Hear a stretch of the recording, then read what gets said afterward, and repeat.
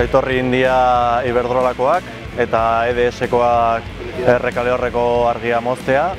eta atzoia etorri intzian makina edo jartzeko, da gaur etorri india zipaio guztikin, 6 o 10 fula etorri dana zipaio zeteta, beltzakola, eta guia prestatuta geunden, eta jarri ezea kontadoretan jarri giteu eskonburroak, eta ikusten duzuen bezala, andamio bat jendeak ateatuta bezala, da horretaz gain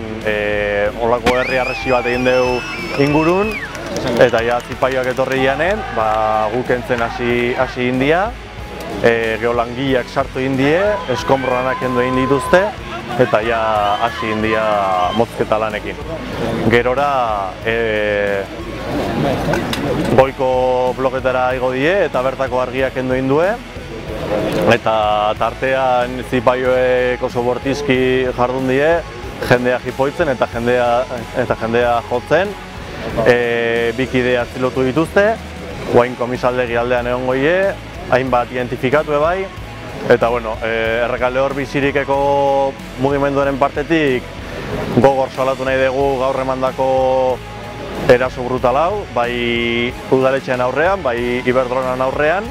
eta ez dagoela eskubideik horrelako pesetero batzuk bidaltzea, porque gainea EDS-koak zian gisajo batzuk ibili diala argia mozten.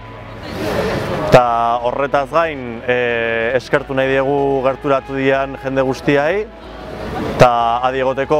hurrengo mobilizazioetara. Mila esker, benetan, bihotzez.